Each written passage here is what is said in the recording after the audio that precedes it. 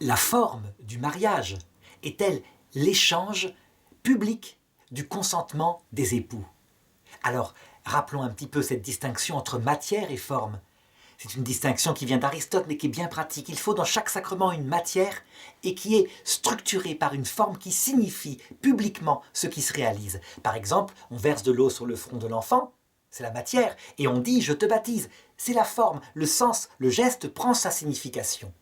Et bien dans le mariage, la matière c'est donc l'intention mutuelle des époux qui se sont dit « on va se marier ce jour-là », avec les conditions que demande l'Église.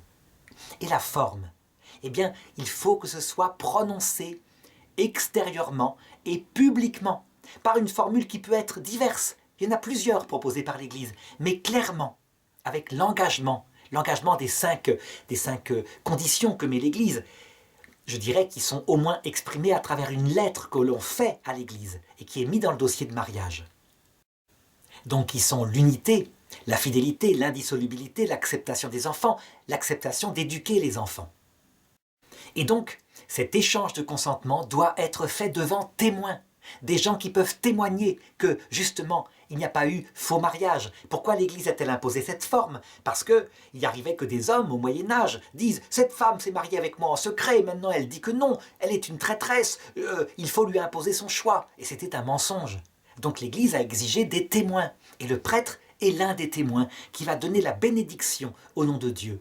Il a un rôle très important, parce que ce mariage, finalement, il se fait devant Dieu, c'est un sacrement.